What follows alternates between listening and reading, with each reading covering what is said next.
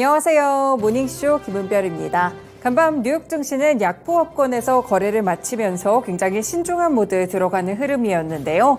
결국에는 고용보고서의 발표를 앞두고 시장에서는 특별한 모멘텀이 없는 채 이 연준의 행보들을 함께 주목하고 있습니다. 최근에 미국의 고용지표는 굉장히 오락가락하면서 혼조세를 기록하고 있는데요. 이런 상황 속에서 연준에서도 어떤 태도로 금리에 대한 정책을 짜게 될지 조금은 긴장하는 분위기가 시장에 감돌고 있습니다. 다만 최근에 이 국채금리가 좀 들썩이는 부분들이 연준의 태도를 제한할 수 있다는 그런 희망적인 부분들도 엿보이는데요. 메리 데일리 샌프란시스코 연은 총재는 최근 국채금리가 올라 연준이 금리를 더 인상할 필요가 없어질 수도 있다라는 이야기를 남기기도 했습니다. 일단은 여러 가지 지표들을 통해서 연준이 앞으로 금리에 대해서 고금리가 장기화될지 이 부분을 확실하게 좀 결정하게 될 텐데요. 이를 앞두고 시장이 어떤 전략을 통해서 이렇게 좀 돌파구를 찾아봐야 될지 모닝쇼 오늘도 선제적인 전략부터 전해드리겠습니다. 네, 먼저 간밤에 있었던 소식들부터 체크해 보시죠. 사실 지금은 고용지표가 상당히 중요한 때입니다. 이제 내일이면 이 9월에 고용보고서가 발표가 될 텐데요. 이에 앞서서 매주 발표되고 있는 신규 실업수당 청구 건수에 대한 부분들 살펴보시면요. 일단 전주 대비 다시 증가하는 모습을 기록했습니다. 지난주 신규 실업수당 청구 건수는 20만 7천 건을 기록하게 됐는데요. 전주 대비했을 때도 어느 정도 3천 건 정도 증가하는 흐름들이 나타나게 되면서 최근에 약간 고용시장이 둔화되다가 다시 한번 또 이렇게 올라가는 모습을 기록하곤 했습니다. 앞서서 2주 전 신규 실업수당 청구 건수는 8개월 만에 가장 낮은 수치인 20만 2천 건에 머물렀는데 그 이후로는 2주 연속 다시 한번 이렇게 상승세를 좀 기록하게 됐습니다. 다만 당초의 예측치인 21만 건은 약간 밑도는 수치라고 진단해 볼 수 있겠는데요. 현재 미국의 노동시장 상황을 진단할 수 있는 지표 중 하나로 꼽히고 있는 것이 주간 신규 실업수당 청구 건수입니다. 예상보다 실업수당을 신청하는 인구가 크게 늘지는 않았다는 것을 의미하는데 이는 곧 미국 경제가 성장세를 이어가고 있다고 봐도 무방하겠죠. 이렇게 된다면 금리를 올리는데 더욱더 제약은 없을 것으로 평가가 되고 있습니다.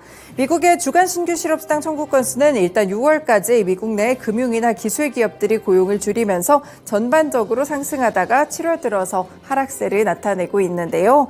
이보다 중요한 것이 말씀드린 대로 내일 발표될 9월 고용보고서입니다. 이를 앞두고 어떤 수치들이 나오는지 주목해 보시면 좋을 것 같습니다. 네, 두 번째 개별적인 소식도 살펴보시죠. 오늘 리비안의 주가가 급락하는 흐름을 기록했는데요. 바로 대규모 전환사채 발행 계획을 발표했기 때문입니다.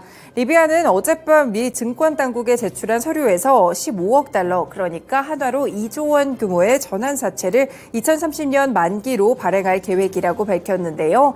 이 전환사채 초기 구매자들에게는 13일 이내에 최대 2억 5,500만 달러어치를 추가로 구매할 수 있는 옵션까지 부여할 예정입니다. 네, 이렇게 전환사채를 통해서 대규모로 자금을 조달하게 된다는 부분들이 투자자들의 우려감을 상당히 키웠다고 살펴보실 수 있겠는데요. 이 때문에 확실히 리비안의 주가 역시나 22% 정도의 급락세로 마감되는 흐름을 기록했습니다. 일단 리비안은 지난 3월에도 13억 달러 수준의 이 전환사채를 발행한다고 발표해서 주가가 출렁인 바가 있었는데요. 기업 공개를 한 이후에는 계속해서 공급망 문제라든지 혹은 느린 성장세 때문에 어려움을 겪어오고 있습니다. 다만 일단 3분기에 대한 매출 추정치도 함께 발표가 됐는데 이 부분은 월가의 예상치에 어느 정도 부합했다는 점 함께 보실 수 있겠고요. 3분기 매출 추정치는 12억 9천만 달러에서 13억 3천만 달러 정도로 집계됐다고 밝혔습니다. 다만 시장에서 컸던 전환사채 우려에 대한 부분들도 함께 확인해 보셔야겠습니다.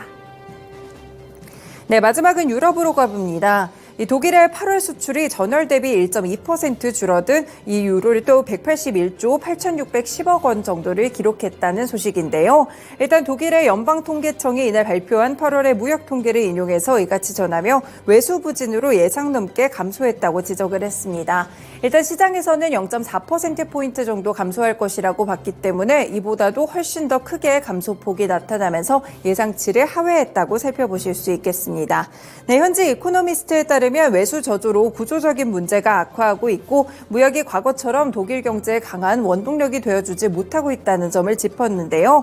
오히려 발목을 짚고 있다면서 이 수출 통계로 밀어서 봤을 때 3분기 독일 경기 침체 진입 리스크가 상당히 커졌다고 분석하고 있습니다. 네, 이렇게 수출액에 대한 지표들을 보시면 이렇게 꺾이고 있는 모습들까지 함께 확인되고 있기 때문에 유럽에서 이 경제에 대한 지표를 가장 확인할 수 있는 독일의 수출 지표 상당히 부진합니다. 일단 8월 수입은 전월에 대비해서 0.4% 감소를 했고요. 주요 시장 수출에서는 중국을 제외하고 거의 모두 줄었다고 보시면 되겠습니다. 중국만 1% 정도의 성장세를 기록했고 유로존이라든지 미국, 영국에서는 감소한 흐름을 기록했습니다. IFO 경제연구소에서는 9월에 독일 수출 산업 시황이 크게 악화됐다는 평가도 함께 내렸습니다. 네, 이렇게 간밤에 있었던 세 가지 소식들 먼저 살펴드렸습니다. 모닝쇼 본격적으로 출발합니다.